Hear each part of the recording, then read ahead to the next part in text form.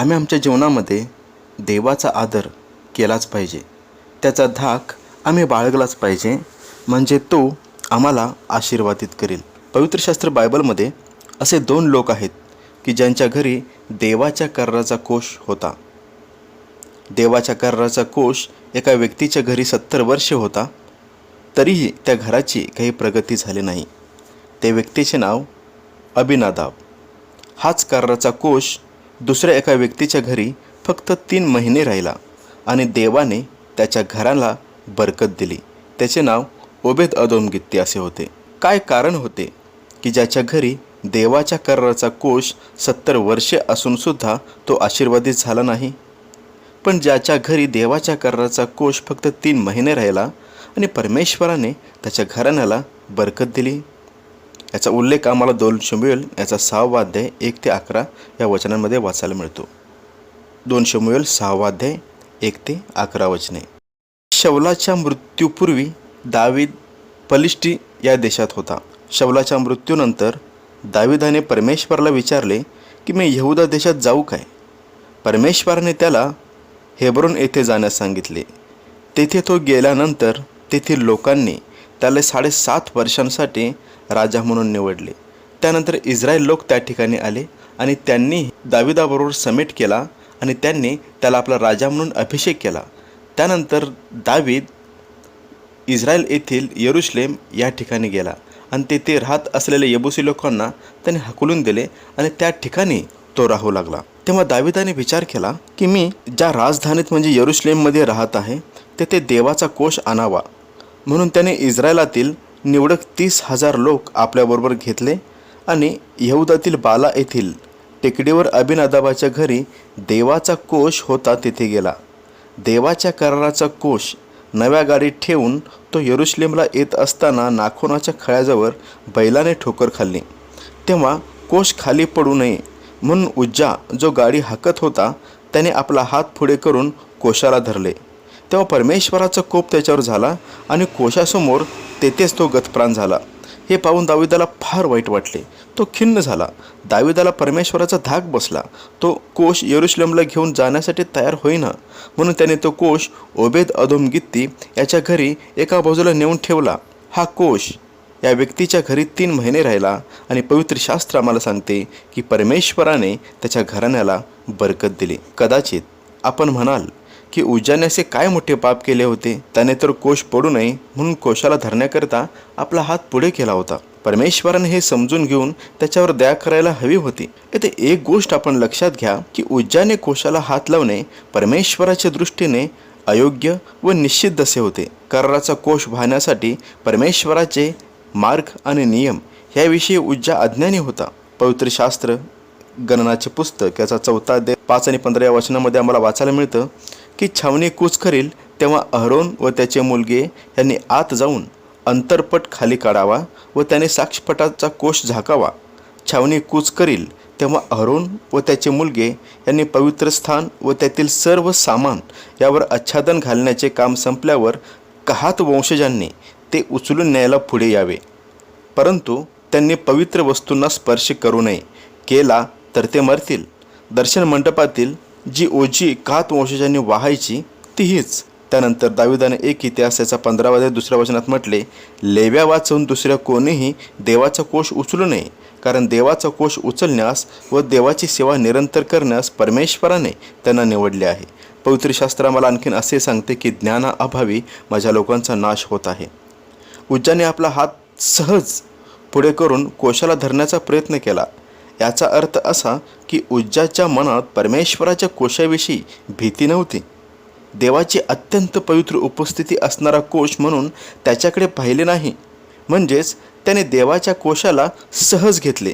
त्याच्या मनात कोशाविषयी फार आदर नव्हता. देवाची इच्छा आहे की रानात सिनाय पर्वतावर परमेश्वराची उपस्थिती आल्यानंतर इस्रायल लोकांना जो परमेश्वराचा धाक वाटला तसा धाक त्याच्या कोशाविषयी लोकांच्या मनात असावा. उज्जाला वाटले होते की हा परमेश्वराच्या कराराचा कोष आमच्या घरामध्ये 70 वर्षांपासून आहे आणि आम्हीच या कोशाला वाहण्यासाठी योग्य आहोत. देव आम्हाला काहीच करणार नाही. तो आमच्या बाबतीत अधिक सहनशील राहील.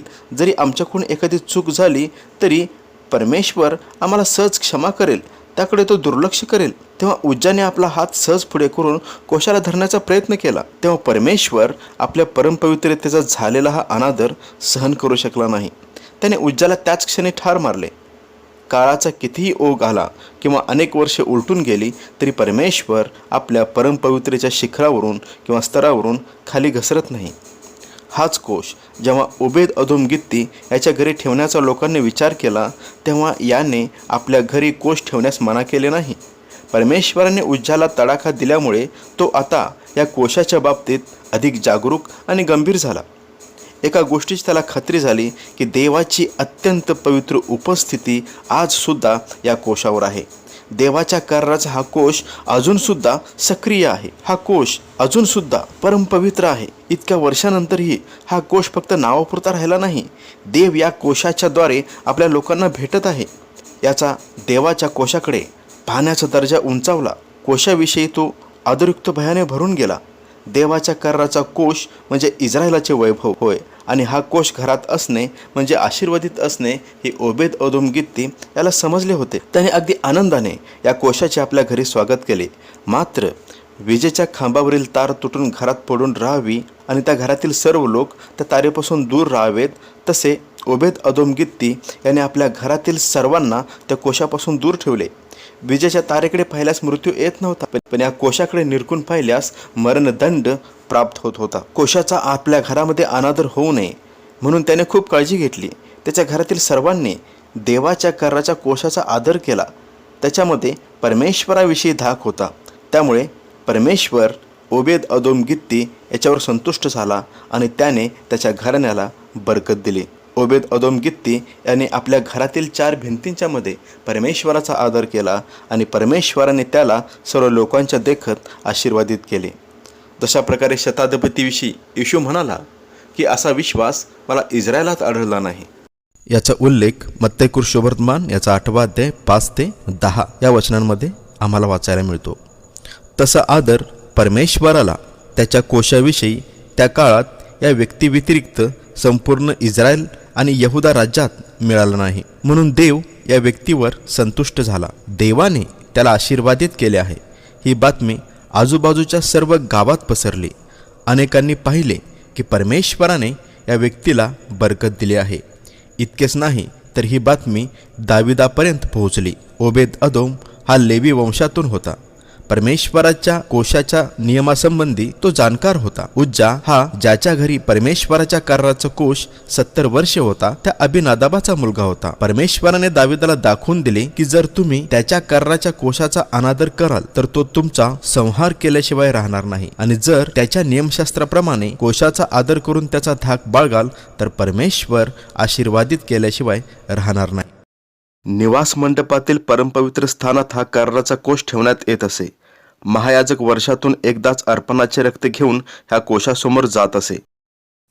कराराचा हा कोश येशूचे प्रतीक आहे. हा कोश देवाने दिलेल्या आज्ञेप्रमाणे आणि नमुन्याप्रमाणे म्हणजे 2.5 हात लांब, 1.5 हात रुंद आणि 1.5 हात उंच असा बनविण्यात आला होता. तो बाभळीच्या लाकडापासून बनविण्यात आला असून आतून बाहेरून शुद्ध सोन्याने मढविलेला होता. त्यावर शुद्ध सोन्याचे दयासन असून तो करुबारूढ होता. कोशाच्या एका टोकाला 1 आणि दुसऱ्या टोकाला 1 असे 2 करूब एकमेकाकडे तोंड करून दयासन आपल्या पंखांनी झाकलेले असे होते. दयासन आणि करूब हे शुद्ध सोन्याच्या एकाच अखंड धातूने बनविलेले होते. इब्री लोकासपत्र याचा 9वा अध्याय आणि 4थे वचन. ह्या कोशात मान्ना असलेले सुवर्ण पात्र, काळ्या आलेली अहरोनाची काठी व कराराच्या पाट्या होत्या. कराराचा कोश बाभळीच्या लाकडांपासून बनविण्यात आला होता. हे येशूच्या मानवरूप धारण करण्याला दर्शवते. पवित्र शास्त्र आम्हाला फिलिप्पिकरास पत्र याचा 2रा अध्याय 7 आणि 8 या वचनांमध्ये सांगते. तर त्याने स्वतःला रिक्त केले म्हणजे मनुष्याच्या प्रतिरूपाचे होऊन दासाचे स्वरूप धारण केले आणि मनुष्य प्रकृतीचे असे प्रकट होऊन त्याने मरण आणि तेही वधस्तंभावरचे मरण सोसले. येथपर्यंत आज्ञापालन करून त्याने स्वतःला लीन केले. येशूने देवाची आज्ञा मानली. त्याने स्वतःला रिक्त केले. तो नम्र झाला आणि त्याने मानव रूप धारण केले. येशूने म्हटले, मी जो मनाचा सौम्य व लीन त्या माझे जो तुम्ही आपणावर घ्या व माझ्यापासून शिका, म्हणजे तुमच्या जीवाला विसावा मिळेल. येशूने परमेश्वराची आज्ञा मानली. तो परमेश्वरासमोर लीन आणि नम्र झाला आणि त्याने मानवरूप धारण केले. हे बाभळीचा कोश आम्हाला दर्शवतो. कोश आतून बाहेरून शुद्ध सोन्याने मडविलेला होता. हे येशू पवित्र, देवाचा पुत्र आणि देव आहे ह्याला दर्शवते. ते येशूच्या ईश्वरत्वाला दर्शवते. येशू पूर्ण मानव आणि पूर्ण देव होता. कोशात असलेल्या 2 आज्ञापठाच्या पाट्या ह्या येशूने नियमशास्त्र पूर्ण केले याला दर्शवते. येशूने म्हटले, नियमशास्त्र किंवा संदेष्टांचे ग्रंथ मी रद्द करण्यास आलो असे समजू नका. मी रद्द करण्यास नव्हे तर पूर्ण करण्यास आलो आहे. तसेच रोमकरसपत्र्याचा 8वा अध्याय 3 आणि 4 वचनामध्ये आम्हाला वाचायला मिळते, कारण नियमशास्त्र देह स्वभावामुळे दुर्बल झाल्याकारणाने जे त्याला असाध्य ते साधण्याकरिता देवाने आपल्या स्वतःच्या पुत्राला पापमय देहासारख्या देहाने व पापाबद्दल पाठवून देहामध्ये पापाला दंडाज्ञा ठरविले.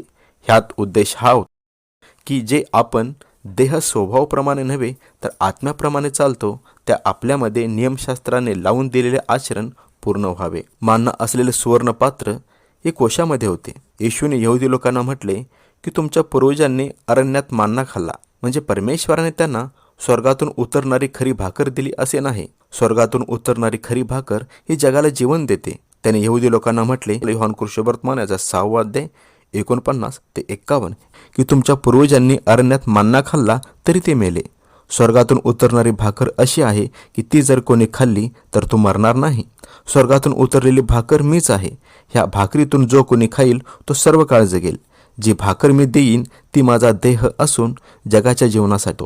तसेच साक्षपटामध्ये अहरोनाची फुले आणि बदाम आलेली काठी होती आणि हे येशूच्या मरणातून पुनरुत्थित होण्याला दर्शविते. खडखडीत वाळलेल्या काठीला एकाच रात्री अंकुर फुटणे आणि बदाम येऊन ते पिकणे हे शक्य नाही. जे माणसांना अशक्य आहे ते देवाला शक्य आहे. एकदा येशूने शिष्यांना म्हटले की स्वर्गाच्या राज्यात धनवानाचा प्रवेश होणे कठीण आहे. मी आणखी तुम्हाला सांगतो की देवाच्या राज्यात धनवानाचा प्रवेश होणे यापेक्षा उंटाला सुईच्या नाकातून जाणे सोपे आहे. हे ऐकून शिष्य फार थक्क होऊन म्हणाले, तर मग कोणाचे तारण होणे शक्य आहे? येशूने त्यांच्याकडे न्याहाळून पाहून म्हटले, माणसांना हे अशक्य आहे, देवाला तर सर्व काही शक्य आहे. मानवाच्या पापासाठी येशूने त्या वधस्तंभावर आपला प्राण दिला. त्याला पुरण्यात आले. 3 दिवस तो कबरेत होता. पवित्र शास्त्र आम्हाला सांगते की तो 3ऱ्या दिवशी मरणातून उठला. त्याने मानवाचे तारण केले. जे माणसांना अशक्य आहे ते देवाला शक्य आहे. येशू ख्रिस्त या पृथ्वीवर मानव होऊन आला. त्याने मानवासाठी देह धारण केले. मानवी जीवन तो जगला. त्याच्यावर विश्वास ठेवणाऱ्या व त्याची आज्ञा पाळणाऱ्या लोकांना आणि शिष्यांना म्हटले, मी तुम्हाला जे काही सांगतो ते तुम्ही कराल तर तुम्ही माझे मित्र आहात. आणखी तो असेही म्हणाला, ह्याप्रमाणे मनुष्याचा पुत्र सेवा करून घेण्यास नाही तर सेवा करण्यास व पुष्कळांच्या खंडणीसाठी आपला प्राण अर्पण करण्यास आला आहे. याचा अर्थ असा नाही की त्याने त्यावेळी आपला उच्च दर्जा, परमपवित्रतेचा उच्च स्तर सोडला होता. तो एकाच वेळी परिपूर्ण मानव आणि परिपूर्ण देव होता. त्याने आपले गौरव बाजूला ठेवले होते. म्हणून आम्ही येशूला सर्वसामान्य आपल्यातल्या एका समान असे समजून त्याचा अनादर करू नये. आम्ही स्वतःला त्याच्या दर्जापर्यंत नेले पाहिजे. त्याला आम्ही आमच्या दर्जापर्यंत खाली आणू नये. त्याने आम्हाला त्याचा मित्र म्हटले, ते यासाठी की देवापासून असणाऱ्या सर्व गोष्टी तो आम्हाला सांगतो. आमच्यापासून तो काहीही लपवत नाही. आम्ही प्रत्येक जण त्याच्या हातात हात घालून आणि त्याच्या खांद्याला खांदा लावून त्याच्या कामामध्ये त्याचा सहकारी व्हावे. आम्ही येशूला आमच्या घरातील अध्यक्ष समजावा, चाकर नव्हे. आम्ही आमच्या घरामध्ये प्रत्येक दिवशी रात्रीच्या वेळेस निश्चित वेळ निवडून घरातील सर्व सदस्य एकत्र येऊन आम्ही प्रार्थनेची वेदी बांधलीच पाहिजे. त्यावेळी घरातील सर्व सदस्यांनी एकत्र येऊन येशूला सर्व मान, सन्मान आणि गौरव हा दिलाच पाहिजे. आम्ही ज्या ठिकाणी काम करतो त्या ठिकाणी आम्ही देवाचा आदर केलाच पाहिजे. आम्ही आमच्या घरातील प्रत्येक निर्णय घेताना परमेश्वराचा आदर केला पाहिजे. त्यामध्ये देवाची इच्छा समजून घेऊन त्याप्रमाणे चालण्याचा प्रयत्न केलाच पाहिजे, म्हणजे तो आमच्या हातच्या कामाला यश देईल. पवित्र शास्त्र नीतिसूत्र याचा 3रा अध्याय 5 ते 6 वचनामध्ये सांगते. नीतिसूत्र याचा 3रा अध्याय 5 ते 6 वचने. तू आपल्या अगदी मनापासून परमेश्वरावर भाव ठेव. आपल्याच बुद्धीवर अवलंबून राहू नको. तू आपल्या सर्व मार्गात त्याचा आदर कर, म्हणजे तो तुझा मार्गदर्शक होईल. दानिएलामध्ये जो उत्तम आत्मा वास करत होता, तो उत्तम आत्मा आमच्यामध्ये वास करेल जेव्हा आम्ही देवाचा आदर करू. आम्ही आमच्या बुद्धीवर अवलंबून राहणार नाही. तेव्हा देव आम्हाला उच्च पदात चढवून आशीर्वादित करेल. घरातील सर्व लेकरांना आम्ही देवावर विश्वास ठेवून त्याचा आदर करायला आणि त्याचे भय धरायला शिकवायला पाहिजे. आम्ही जे ते काम करतो ते देवाचा आदर करून त्याच्या दृष्टीने जे योग्य ते केले पाहिजे. ज्या घरात परमेश्वराचा आदर करून त्याचा धाक बाळगला जातो त्या घरात परमेश्वराची वस्ती होते. येशू मार्था आणि मरिया आणि लाजर यांच्या घरी नेहमी जात असे, आराम करत असे, वेळ घालवत असे, कारण त्या घरात त्याच्यावर विश्वास ठेवण्यात आला होता. येशूचा खूप आदर केला गेला होता आणि सर्वांनी त्याच्यावर प्रेम केले होते. त्यामुळे येशूला त्या घरात राहायला आवडत होते. परिणामस्वरूप येशूने त्या घरामध्ये असा चमत्कार केला की सर्व लोक मार्था, मरिया आणि लाजर यांच्या घराकडे आकर्षित झाले. आजाराने मरून 4 दिवस कबरेत ठेवलेल्या मुर्द्या लाजराला येशूने कबरेच्या बाहेरून मोठ्याने हाक मारून म्हटले, लाजरा बाहेर ये. तेव्हा जो मेला होता तो लाजर बाहेर आला. त्याचे हातपाय प्रेतवस्त्राने बांधलेले व तोंड रुमालांनी झाकलेले असे होते. येशूने त्यांना म्हटले की ह्याला मोकळे करून जाऊ द्या. याचा उल्लेख आम्हाला योहान कृष्णवर्तमान याचा 11वा अध्याय 43 ते 44 या वचनांमध्ये वाचायला मिळतो. त्याने लाजराला मरणातून उठवले होते. ज्या घरात देवाचा आदर होतो त्या घरात परमेश्वर अशक्य गोष्ट शक्य केल्याशिवाय राहणार नाही. देवाचा आदर करणे म्हणजे त्याला उच्च दर्जावर पवित्रतेच्या उंच पर्वतावर पाहावे. म्हणून आम्ही परमेश्वरासमोर जाताना योग्य प्रकारे गेले पाहिजे. उपदेशक म्हणतो की बोलण्याची घाई करू नकोस. देवासमोर कोणताही उद्गार तोंडावाटे काढण्यास आपले मन उतावळे करू नकोस, कारण देव स्वर्गात आहे आणि तू तर पृथ्वीवर आहेस. म्हणून तुझे बोलणे अल्प असावे. आणि म्हणून जेव्हा आम्ही प्रार्थना करतो तेव्हा आम्ही देवासमोर काही मिनिटे शांत बसून राहावे. आमचे मन पक्षाप्रमाणे अस्थिर असते, त्याला स्थिर करण्याची गरज आहे. स्वतःच्या मनाची तयारी करावी. स्वतःचे मन अशुद्धतेपासून दूर करून शुद्ध करावे. मगच परमेश्वराच्या सहभागितेत आम्ही प्रवेश करावा. दावीद राजा म्हणतो, हे परमेश्वरा, प्रातकाळी तू माझी वाणी ऐकतोस. सकाळी मी प्रार्थना व्यवस्थित रचून तुला सादर करीन आणि तुझी प्रतीक्षा करीत राहीन. आमच्या प्रार्थनेमध्ये व्यवस्थित रचना आणि शिस्त असायलाच हवी. देवाची इच्छा अशी नाही की आम्ही येशूसमोर कंपायमान व्हावे, पण देवाची इच्छा आहे की आम्ही येशूचा आदर करावा, त्याचे आदरयुक्त भय धरावे, त्याला जवळून ओळखावे, त्याच्यावर प्रेम करावे, त्याला आपल्या जीवनामध्ये प्रथम स्थान द्यावे, त्याची आज्ञा पाळावी, त्याला आपले जीवन समर्पित करावे, त्याची इच्छा जाणून घ्यावी आणि त्याच्याकरिता मरण्यासाठी सुद्धा तयार असावे. कराराचा कोश येशूचे प्रतीक आहे. पुढे घडणाऱ्या गोष्टींची तो छाया आहे. कराराच्या कोशाविषयी लोकांच्या मनामध्ये इतका धाक होता, तर आज येशूविषयी आमच्या मनामध्ये कितीतरी अधिक प्रमाणात धाक असायला हवा. आम्ही जरी येशूच्या नावात प्रार्थना करतो आणि शेवटी येशूच्या नावाने मागत आहे असे म्हणतो, त्यावेळी सुद्धा आमच्या मनामध्ये येशू या नावाविषयी पराकोटीचा आदर आणि धाक असायला हवा. पवित्र शास्त्र सांगते, निर्गमचे पुस्तक याचा 20वा अध्याय आणि 7 नंबरचे वचन, तुझा देव परमेश्वर ह्याचे नाव व्यर्थ घेऊ नकोस, कारण जो परमेश्वराचे नाव व्यर्थ घेईल तो त्याची गय करणार नाही. इस्रायल लोक परमेश्वराचे यहोवा हे नाव घेण्याच्या बाबतीत फार सावधगिरी बाळगत. त्यांच्या दृष्टीने हे नाव अतिउच्च आणि अत्यंत पवित्र असे होते. त्यांना या नावाचा धाक होता. यहोवा हे नाव उच्चारायला ते खूप घाबरत. आंघोळ केल्याशिवाय ते या नावाचा उच्चार देखील करत नसत. परंतु आज बसताना किंवा उठताना हात, पाय किंवा कमरेत वेदना झाल्या की येशूचे नाव सहज घेतले जाते. येशू ख्रिस्ता, येशू राजा, येशू देवा, अशा प्रकारे लोक देवाचे नाव सहज घेतात. नवल किंवा आश्चर्य वाटण्यासारखे काही घडले, दृष्टीस पडले किंवा कानावर आले तर आजकालचे तरुण तरुणी सहज म्हणतात, oh my God, oh my God. एक दिवस हाच येशू आपल्या गौरवानिशी या पृथ्वीवर आपल्या लोकांना घेऊन जाण्यासाठी येणार आहे. पवित्र शास्त्र आम्हाला सांगते, त्यावेळी प्रत्येक डोळा त्याला पाहिल आणि प्रत्येक गुडघा त्याच्यासमोर टेकेल. मानवाने परमेश्वराला अत्यंत पवित्रतेच्या आणि आदराच्या ज्या उच्च दर्जावर ठेवायला हवे त्या स्तरावर लोक त्याला पाहतील आणि येशूचा अत्यंत धाक त्यांना वाटेल. कराराच्या कोशाविषयी जो आदर आणि धाक लोकांच्या मनात होता त्याहीपेक्षा कितीतरी अधिक धाक त्यावेळी लोक येशूविषयी बाळगतील. पौल म्हणाला, तर मग आतापासून आम्ही कोणाला देहदृष्ट्या ओळखत नाही. आणि जरी आम्ही ख्रिस्ताला देहदृष्ट्या ओळखले होते तरी आता यापुढे त्याला तसे ओळखत नाही. प्रेषित योहान प्रभू भोजनाच्या वेळी येशूच्या ओराशी डोके टेकून बसला होता. तोच प्रेषित योहान पात्म बेटावर असताना येशूने त्याला आपले दर्शन दिले तेव्हा तो येशूसमोर थरथर कापत उपडा पडला. आणि प्रकटीकरणाचे पुस्तक याचा 1 अध्याय आणि 17 नंबरच्या वचनामध्ये तो म्हणाला, मी त्याला पाहिले तेव्हा मी मेल्यासारखा त्याच्या पायांजवळ पडलो. मग त्याने आपला उजवा हात माझ्यावर ठेवून मला म्हटले, भिवू नकोस, जो पहिला व शेवटला आणि जो जिवंत तो मी आहे. दाविदाने कराराचा कोष घेऊन जाण्यासाठी चुकीची पद्धत वापरली. याजकांच्या खांद्यावरून तो कोष घेऊन न जाता दाविदाने नवीन गाडी तयार केली. कोशाला स्वस्थानी पाठविण्यासाठी नवीन गाडी तयार करण्याचा सल्ला याजक लोकांनीच बलिष्ठी लोकांना दिला होता. दाविदाला असे वाटले की परमेश्वराने मला इस्रायल आणि यहुदयांचा राजा केले आहे. परमेश्वराने उत्तरोत्तर माझी वाढ केली आहे. परमेश्वर माझ्यावर संतुष्ट आहे आणि म्हणून जे काही मी करीन ते परमेश्वराला पसंत पडेल. याजकांच्या खांद्यावरून कोष घेऊन जाण्यापेक्षा तो नव्या गाडीत ठेवून नेलेले परमेश्वराला अधिक मान्य होईल असे त्याला वाटले. लक्षात घ्या की परमेश्वर कधीही आपले नियम बदलत नाही.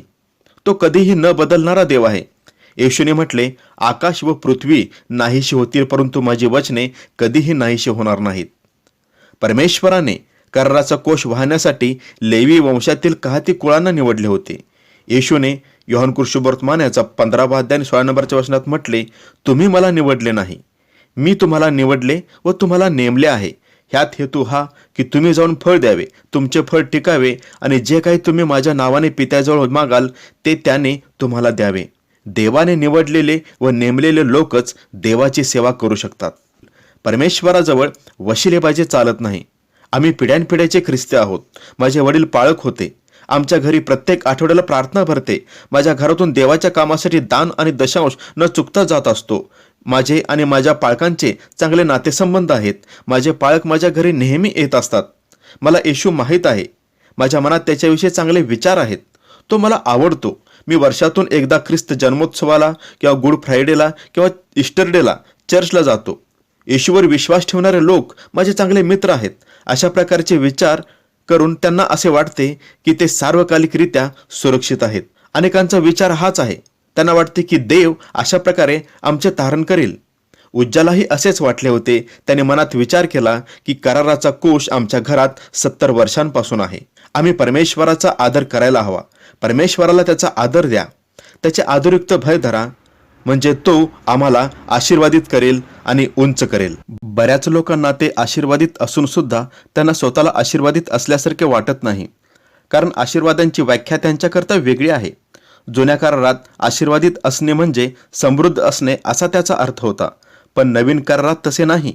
नवीन करारात परमेश्वर आम्हाला भौतिकरित्या आशीर्वादित करण्याविषयी कोणतेही अभिवचन देत नाही. याचा अर्थ तो आम्हाला भौतिकरित्या आशीर्वाद देत नाही असे नाही. अनेक लोकांना त्याने भौतिकरित्या आशीर्वादित केले आहे. भौतिकरित्या आशीर्वादित करण्यासाठी देवाचा नियम हा आहे.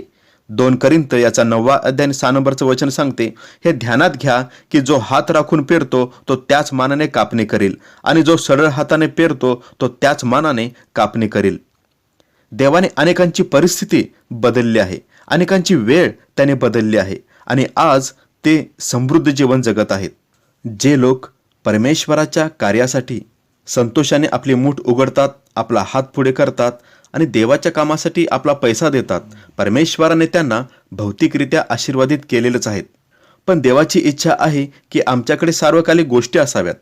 योहान कृष्णवर्तमान याचा 6 अध्याय 27 नंबरच्या वचनामध्ये येशूने म्हटले, नाशवंत अन्नासाठी श्रम करू नका, तर पिता जो देव ह्याने ज्याच्यावर शिक्का मारला आहे तो मनुष्याचा पुत्र तुम्हाला सार्वकालिक जीवनासाठी टिकणारे अन्न देईल, त्यासाठी श्रम करा.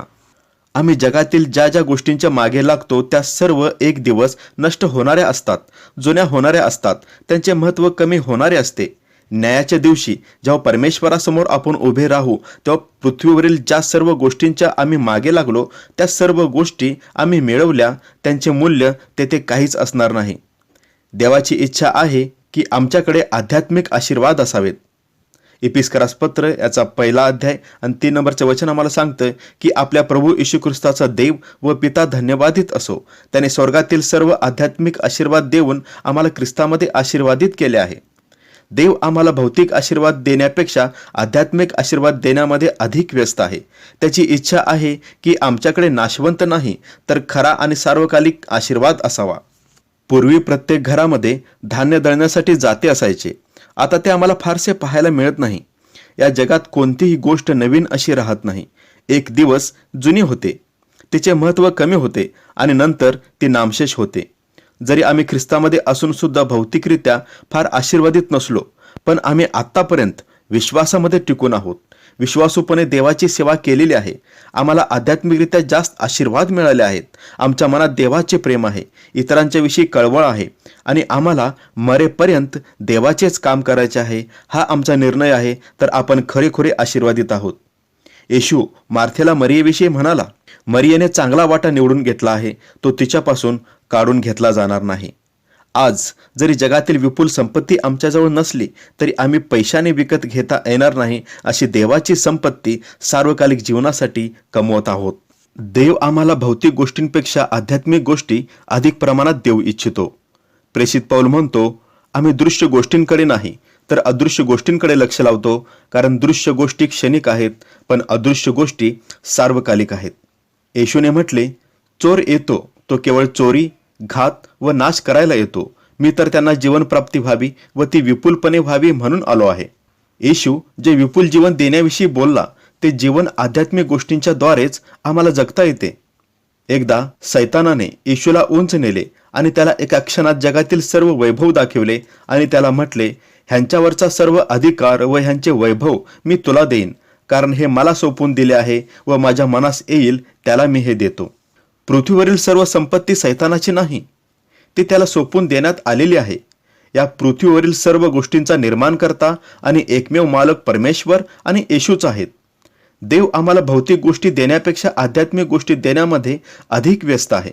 जर सैतान येशूला या पृथ्वीवरील सर्व संपत्ती देऊ शकतो, तर काय या पृथ्वीचा आणि पृथ्वीवरील संपत्तीचा निर्माणकर्ता आणि एकमेव मालक परमेश्वर आणि येशू एका क्षणात आपल्या लेकरांना ही सर्व संपत्ती देऊ शकत नाहीत?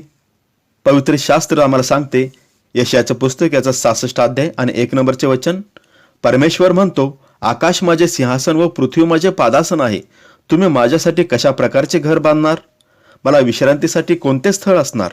जर तो स्वर्गात सिंहासनावर आहे तर त्याने आपले पाय पृथ्वीवर ठेवलेले आहेत. कल्पना करा की एक मनुष्य खुर्चीवर बसला आहे आणि त्याचे लेकरू रांगत रांगत त्याच्या पायाजवळ आलेले आहे आणि ते आपल्या पित्याच्या हातात असलेले खेळणे मागत आहे. पित्याला आपल्या हातात असलेले खेळणे आपल्या पायाजवळ आलेल्या लेकराला देण्यासाठी किती वेळ लागेल? फक्त एक क्षण. येशूने म्हटले, मत्तय वर्तमान याचा 6 अध्याय 19 आणि 20 नंबरचे वचन, पृथ्वीवर आपल्यासाठी संपत्ती साठवू नका. ते कसर व जंग खाऊन नाश करतात आणि चोर घरफोडी करून चोरी करतात. तर स्वर्गात आपल्यासाठी संपत्ती साठवा. ते कसर व जंग खाऊन नाश करत नाहीत व चोर घरफोडी करत नाहीत व चोरीही करत नाहीत. तसेच पवित्र शास्त्र नीतिसूत्रे याचा 27 अध्याय 24 नंबरच्या वचनामध्ये सांगते, कारण संपत्ती सदा टिकत नाही, राजमुकुट तरी पिढ्यानपिढ्या टिकेल काय? देव आम्हाला भौतिक गोष्टींपेक्षा आध्यात्मिक गोष्टी अधिक प्रमाणात देऊ इच्छितो. म्हणजे देव आम्हाला त्याच्या सर्व सत्यात आणि प्रकाशात आणतो. तो सत्य आम्हाला प्रकट करतो आणि जगातील सर्व बंधनातून आम्हाला बाहेर काढतो. सत्यासाठी आम्ही समर्पित व्हावे म्हणून तो आमची मदत करतो. साधारणपणे ज्या गोष्टी डोळ्यांना दिसतात त्या नाशवंत असतात. ज्या गोष्टी सार्वकालिक आहेत त्या मिळवण्यासाठी तो आम्हाला सर्व प्रकारे तयार करतो. देव आम्हाला विश्वासामध्ये वाढवतो. सार्वकालिक गोष्टी मिळवण्यासाठी आम्हाला शहाणपण देतो. त्याच्या वचनांचे प्रकटीकरण देतो. कठीण परिस्थितीतही येशूवर आम्हाला विश्वास ठेवायला आणि धीर धरायला शिकवतो. समस्येतही आनंदी आणि शांतीने राहायला शिकवतो. एखादे वरदान देऊन आम्हाला त्याच्या सेवेसाठी चालवितो. त्याच्या राज्याची वाढ करतो आणि आमच्यासाठी सार्वकालिक प्रतिफळ राखून ठेवतो. देव आम्हाला नाश होत असलेल्या लोकांच्या विषयी कळवळ देतो. आम्हाला त्याच्या प्रीतीने तो भरून टाकतो. जगातील संपत्तीच्या मागे न लागता आम्ही स्वर्गातील मुकुट आणि प्रतिफळ मिळवण्याच्या मागे आयुष्यभर लागतो आणि त्यासाठी स्वतःचा जीव जरी द्यावा लागला तरी आम्ही मागे पुढे पाहत नाही. आध्यात्मिक आशीर्वादाद्वारेच आपण परमेश्वराची आणि येशूची साक्ष प्रभावीपणे देऊ शकतो. कारण लोक येशूला पाहत नाहीत, ते पवित्र शास्त्र वाचत नाहीत, ते आम्हाला पाहतात आणि आमचे जीवन न्याहाळतात. समाजात आम्ही राहत असताना आमची साक्ष चांगली असते, आमचे जीवन बदललेले असते. पूर्वीप्रमाणे आम्ही लोकांचा द्वेष करत नाही, त्यांच्यावर प्रेम करतो, त्यांच्याशी सौम्यपणे बोलतो, त्यांच्यासाठी प्रार्थना करतो, त्यांना चांगल्या गोष्टी सांगतो, त्यांना आम्ही येशूची साक्ष सांगतो. आमच्या घरातील निराशा दूर झालेली असते, घरातील भांडणे निघून गेलेली असतात. आता आम्ही घरातील सर्व लोक एकमेकावर प्रेम करू लागतो. घरात जर कोणी काम करून जबाबदारी घेत नसेल तर तो घराची जबाबदारी घेऊन कामाला जाऊ लागतो.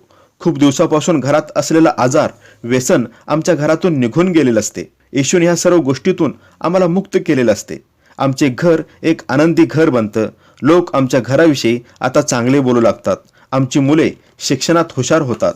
ती बाहेर वाईट मुलांच्या संगतीत राहत नाहीत, वाईट गोष्टी करीत नाहीत. आमच्या मुलांची साक्ष लोकांच्या मध्ये चांगली असते. जर ह्या सर्व गोष्टी आहेत तर आम्ही खरेखुरे आशीर्वादित आहोत. माझ्या आणि माझ्या मित्राची खूप दिवस भेट झाली नाही, म्हणून एक दिवस मी त्याला फोन केला आणि त्याला विचारले, कसे आहात? तेव्हा तो एका शब्दातच म्हणाला, आशीर्वादित. त्याच्या या उत्तराने मला विचार करायला भाग पाडले. मी विचार केला की याच्याजवळ मोठे घर, चारचाकी गाडी, चांगल्या पदाची आणि पगाराची नोकरी, बँक बॅलन्स असे काही नाही, तरीही तो कसे म्हणू शकला आशीर्वादित? त्याने देवाचा खरा आशीर्वाद ओळखला होता आणि त्या आशीर्वादांमध्ये तो जगत आहे. काय आज आमच्याजवळ फार काही नसतानाही आम्ही स्वतःविषयी म्हणू शकतो की मी आशीर्वादित आहे? देवाचा आदर करा, म्हणजे तो आम्हाला दिवसेंदिवस सर्व प्रकारे आशीर्वादित करत राहील. देवाच्या कार्यासाठी संतोषाने आणि प्रामाणिकपणे आपला पैसा द्या, म्हणजे देव आम्हाला जगातील उत्तम गोष्टींच्याद्वारे आशीर्वादित करेल.